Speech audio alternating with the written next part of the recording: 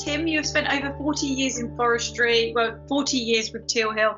So we want to ask you some questions today to let our viewers get an insight into your history and your life. And we're going to start with your childhood, please, and tell us a bit about where you grew up. Well, I grew up in Somerset, and at that time my father had a forestry contracting business covering the southwest of England, and I spent time with him and also worked for the business in holidays, and that sort of pushed me into a forestry career. Went to Aberdeen University to get a forestry degree, and spent a lot of time canoeing in Scotland, Wales and the Alps, but that's another story. Yeah, well, it was either going to be forestry or big boys' toys in civil engineering, and I think I chose the right one. Well, I hope so. Well, that brings me on to the next question. Do you feel like you made the right choice? Oh, absolutely, absolutely. Yeah. The career hasn't been without its challenges, but on the whole, yeah, pretty good. Well, tell us about some of those challenges. What are the main ones that you think about and go, oh, that was a tough time, or that was difficult? Well, I started work in the Sterling office in the landscape department, and my first challenge that faced me was I was asked to price creating a sports field with drainage, grassing, chain link fencing around the perimeter. I hadn't got a clue what to do, but I did get a price. But fortunately, we didn't get the job. So I suppose that was my first challenge. It is moving from being a student into somebody that was meant to be professional and in a career now. So that took a little while. It was a very different world. One of the funny things was when I was in the university, we everybody applied for jobs in the big main forestry companies, and I was lucky enough to get a job in Tilhill, and I actually got a pay rise before I started work. My first starting salary was £4,200 a year. Wow. Yeah. Different though, different money, wasn't it? Well, yeah, it was. In the early 80s, working on landscaping in the northeast of England, a lot of unemployment, and not a great place to be. Not a great place to be. Felt quite lucky to get that job. Was that your first job then? First official job, yeah. I'd done some work. My father suggested that I needed to go and learn how to work. So I ended up in the Black Forest in Germany for 3 months working out there, which was, very different. A great environment. So. How was it different, and did it teach you anything about forestry over here? Well, I couldn't speak German very well, so had to converse in a mixture of French and German because we were on the French border at that time. But yeah, it did teach you how to work, physically work, and understand a little bit more about the German method of forestry. It's semi-natural forest as opposed to our plantations, which are first generation. So some big differences, but you can take knowledge from all sorts of places and apply it to your current role. Mm-hmm.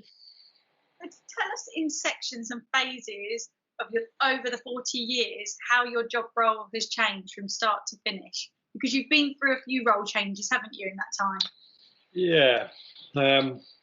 So starting off as what was I called in those days? Probably something like an assistant branch manager or forest manager.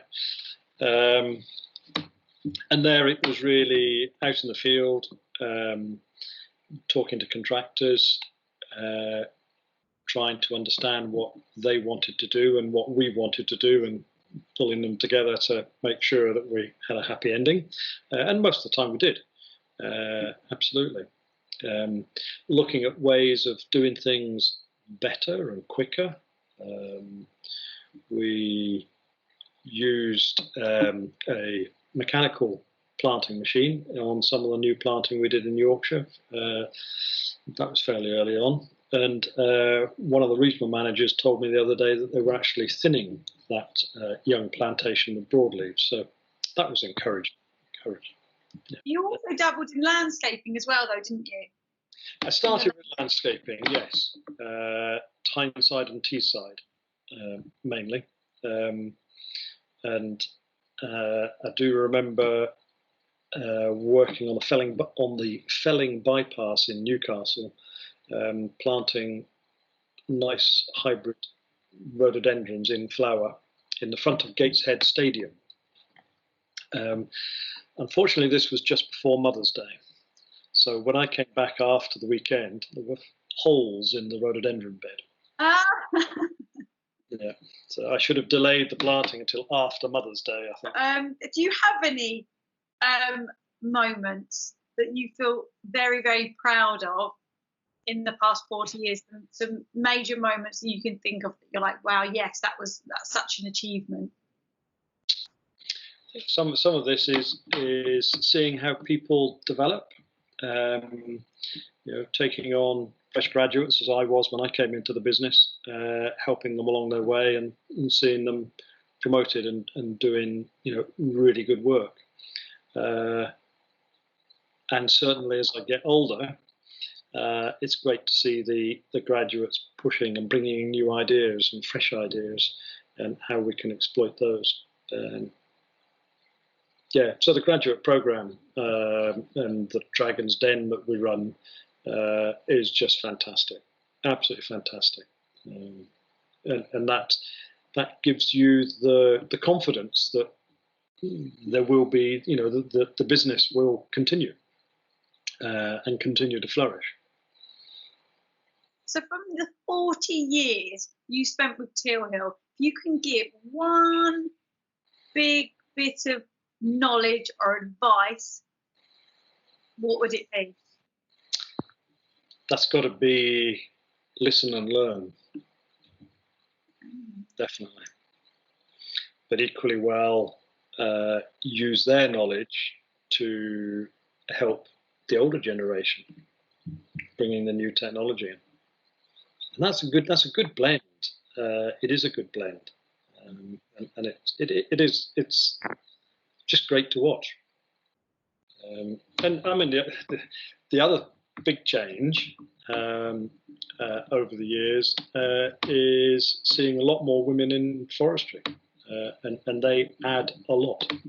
The dynamic in a full male office is not as good as where you've got some ladies in forestry there as well. They do create a different dynamic in the office for the better, without a doubt. Yeah, I agree with you on that one. Yeah. I thought you might. What do you think the biggest changes in the last 40 years have been in forestry for you?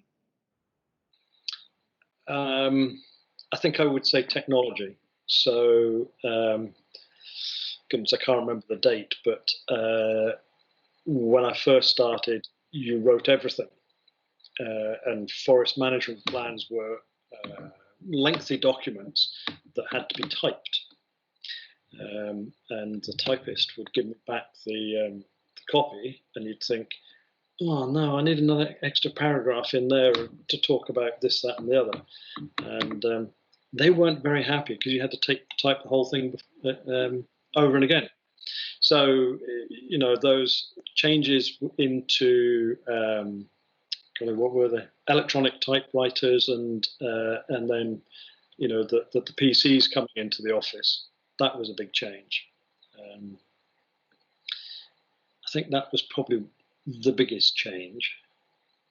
I can remember asking for a fax machine, a facsimile, and the forestry director at the time said, what do you want one of those for? You know, well, it's progress, isn't it? And he could not understand it. And the only way I was able to get one was to say, well, we have a very important client who wishes to correspond by fax. And then I got that. But the faxes didn't last very long in terms of the time span. You know, you got onto email. Yeah. So it's changed very quickly in that time, lots of things, especially with technology. You feel like that's the biggest change. Yeah, and you know that you see that in the forest. There were a lot more chainsaw operators in the forest when I first started, and now we're seeing predominantly mechanized harvesters. So less people in the forest, but a lot safer. So it's got to be right. What is a typical day for a forestry director? I'd love to be able to say I was able to plan my week. I do start off with a plan, but you have to revisit that plan a number of times during the week when new opportunities arise or there's a crisis somewhere else. So flexibility is really important, and being prepared to reprioritize what you're doing at any time. And then remember what you prioritized, that you've still got to do it. Your favourite part of the last 40 years? Has it been being forestry director, or if you think back, was it being assistant forest manager, or was it being forest manager? I'm guessing did you go through the sort of normal? Yeah, you do.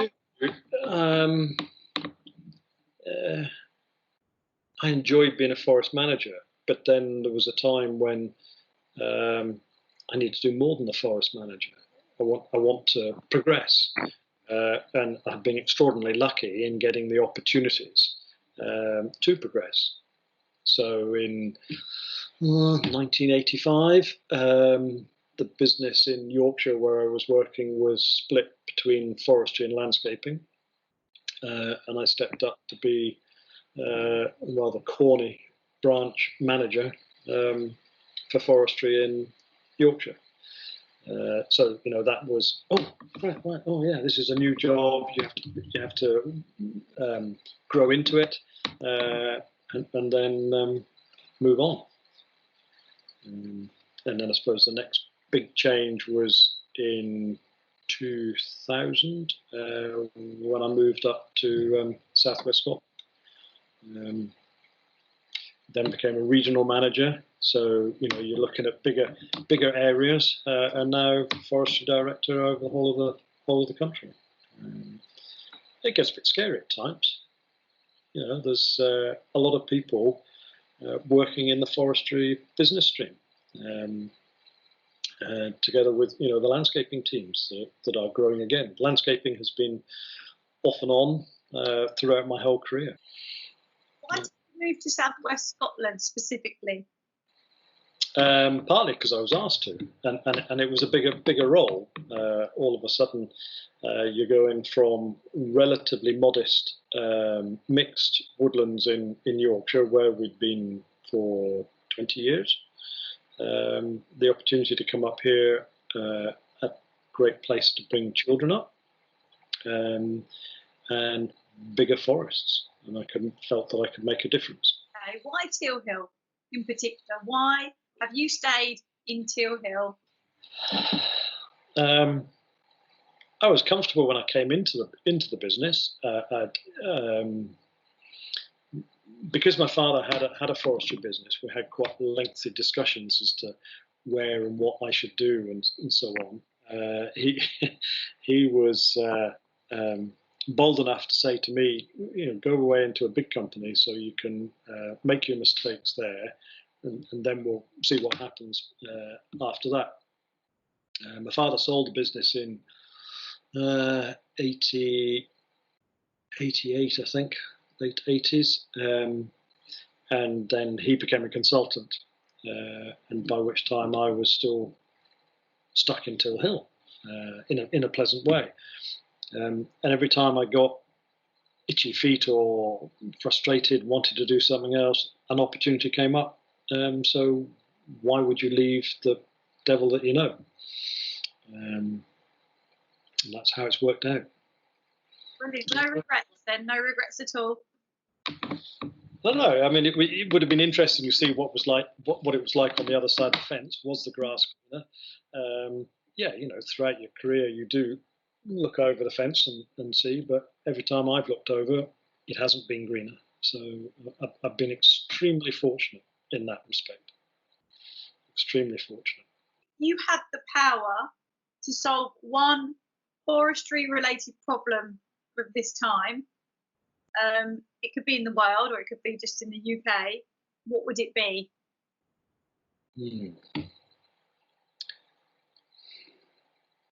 I think it would be to plant. It would be all about new planting. So we need to be able to plant more, but equally well get the regulator to give us approval quicker. Because at the moment everybody's really frustrated and we're missing out. And I don't think people are actually really buying into this climate change emergency, particularly in the regulators.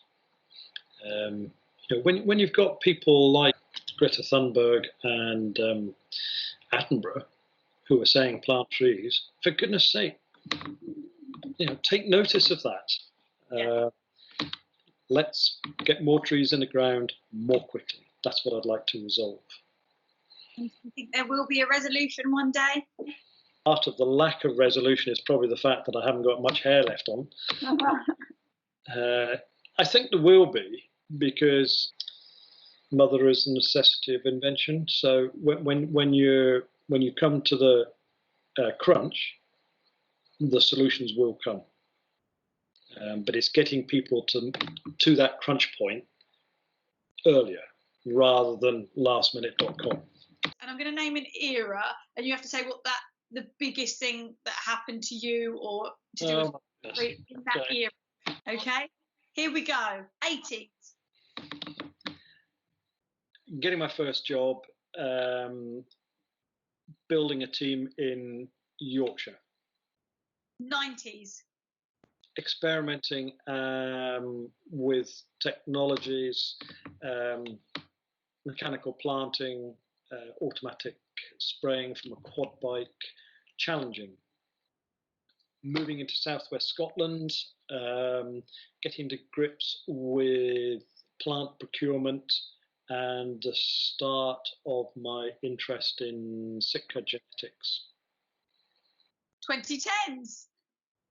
2010s, getting into Sitka genetics with the formation of the Conifer Breeding Co-op. What's that all about? What is it? It's trying to get better quality trees for the second rotation. So we've created these new plantations in the 1970s and 80s with Sitka spruce. But we now know that we can use genetics to allow us to have better trees. So they would be growing faster, straighter, smaller branches, that sort of stuff. That's what we've been pushing for. That would be one of the highlights. Yeah. Somatic embryogenesis. I have to use that word.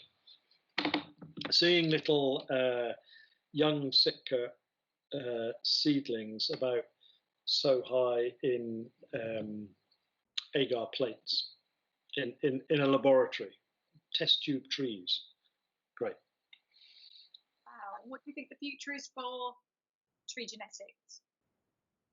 I think it's good. I think it's going to be really important going forward, because we're going to get diseases and through climate change, and we're going to have to make the trees more resilient. We don't know what pest stroke disease we're going to get, but we're going to need to be able to breed trees quickly to a bit like coronavirus in trees. We need the vaccine. We need the genetic markers so that we can create those trees that will be more resilient to whatever we need to fight against. What is still left to achieve for you? Is there anything in particular, like before I, do the R thing, the retirement? What is it you want to achieve in that time? I want to see the restructuring bedding in and the forestry and landscaping business growth kicking off in a sustainable manner. Is there, a closing comment that you feel people should know about forestry, about taking a career in forestry, and about the future you want to leave in this wonderful interview today? Okay, so I think it's whether you have a plan or not, you need to have aspirations. You want to be able to grow yourself in what you're doing in your job role. You need to understand people and be able to influence people and communicate with people. That's absolutely critical. But equally well, you need to enjoy it. You really need to enjoy it. And I've been lucky that most of my time I have enjoyed it.